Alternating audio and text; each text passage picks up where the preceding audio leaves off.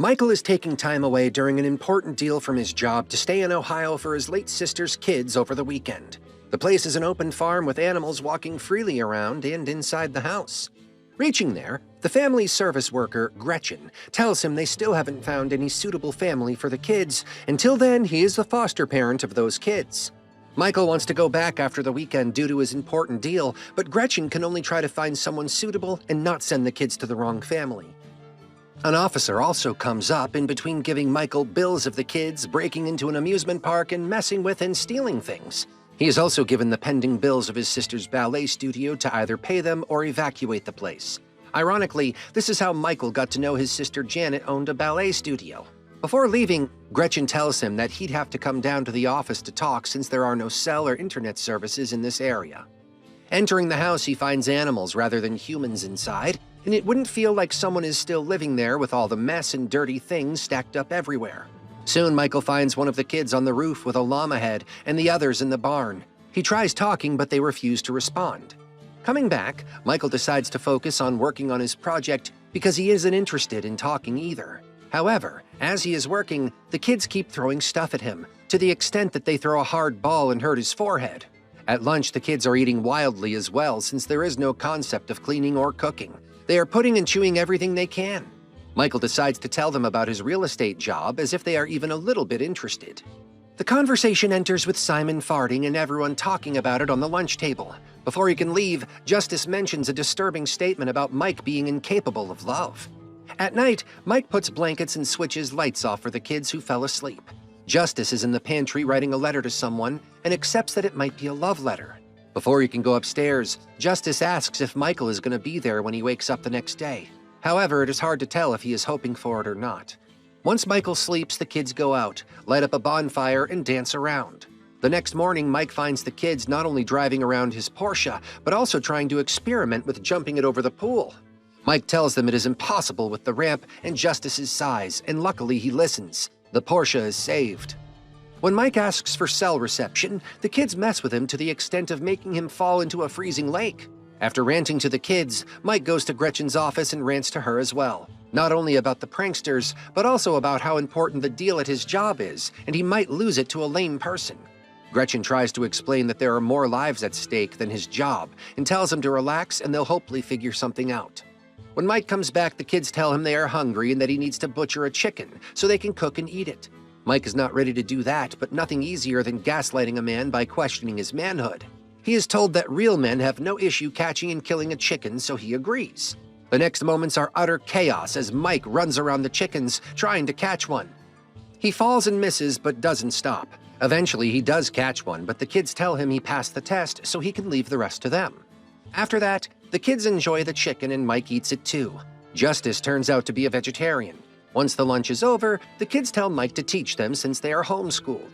With a weird detail about why they are homeschooled, Mike asks what they want to learn today, and they tell him they are to be lectured about sex today.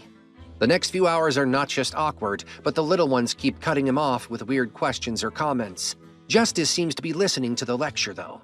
Later in the city, Mike meets Gretchen at a bar. The two talk to each other, and Mike tells her Janet learned ballet in New York and then moved to New Jersey where she met the ice cream guy, Captain Bebop, the ice cream name of Steve Kicklighter, the father of the kids. Janet had dropped out of school and then moved here to start this different life with Steve. Once Mike gave a loan to Steve without Janet's knowledge, and the revelation of it led to an argument that made them not ever meet again after that. Once Mike gets to know the ballet school is being impounded, he goes to visit with the kids and finds out his old toy trunk that Janet kept. Some things that belonged to him and Janet are still there along with a copy of the tale, the Nutcracker. Junior tells Mike that they are going to put it as a show on Christmas by the school. However, Junior wasn't impressed by the lame story and decided to create the better version called The Much Better Nutcracker. The story is weird, but the context is different, and the kids believe the viewers in the ballet universe would enjoy it. At night, the twins come to Mike asking him to tell them a story. His refusal is unnecessary as he is soon found sitting and trying to narrate a tale they haven't heard before. He eventually shares the story of Rambo from the history. The kids know a little about it, but they like the action and blood mentioned around it and sleep to it. Late, Michael is working in his room when Justice comes asking questions about kissing someone for the first time. Michael is nice enough to not make him awkward, but to give genuine advice. The only mistake he makes is opening the door as the twin comes up to sleep with him after having a scary dream about Rambo. The next day, Gretchen comes telling Mike that a couple is willing to adopt the twins so he can put Justice and Junior in a group home for the time being so he can go back to Chicago. Mike wants them to be in the same place, but thinks about it for a moment. His doubts are all cleared when he goes out and sees them playing. He tells Gretchen he'd still want them to be adopted altogether. Mike later asks the kids about needing anything from the grocery store, but the list is long and they want to go too. The kids suggest taking Steve's ice cream van if they can't fit in his Porsche, so this little family is now traveling to market in an ice cream van. On the way, they make a stop at the intersection where the accident happened. The kids have created a sweet memorial at the place for their parents and visited them. Outside the mart, Justice shows Mike an old couple who is very rich and tells him it'd be great if they adopt him. Mike decides to play some cards by pitching his thought into their mind. He goes to Al and talks to them, asking the couple to come and say something cute in a while. Their cute turns out to be wanting to poop.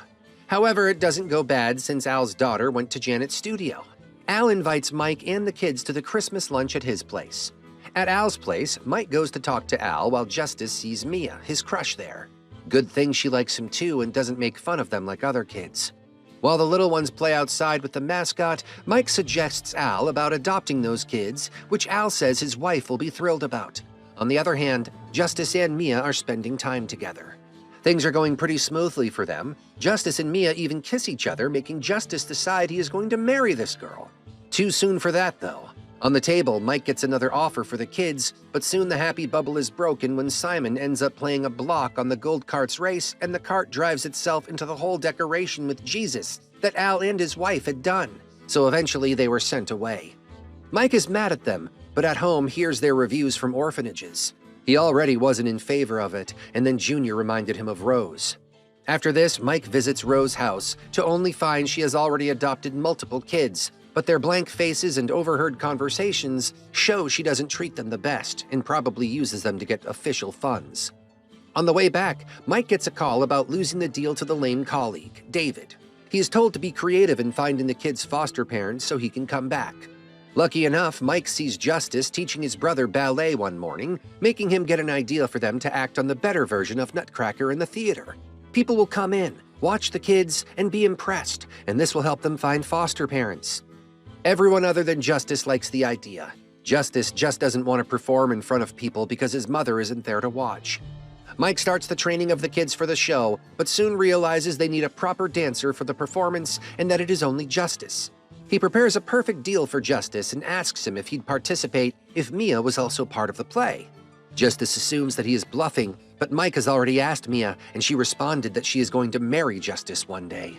Oh, the sweet teen romances in the countryside. Opening the studio, the kids prepare for the show there while Mike and Gretchen advertise it as much as they can. They even book a theater timely, and the plan is going smoothly.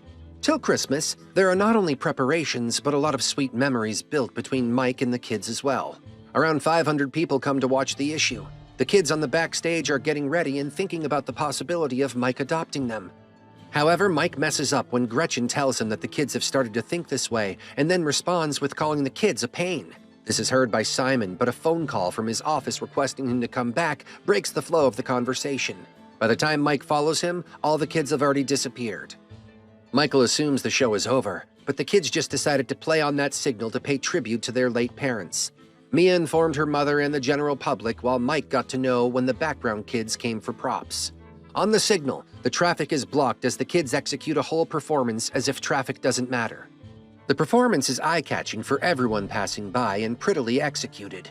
With all the dance moves, soon Mike is the one stabbed by the Nutcracker. But as he lies there with his eyes closed and all the characters dance around, he soon finds himself dancing to that music in his imagination and feeling at peace.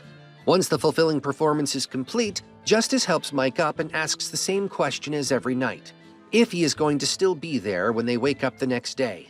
Mike hugs him, saying he is not going anywhere. The kids finally have a family hug again before everyone starts dancing around and enjoying the night to the fullest.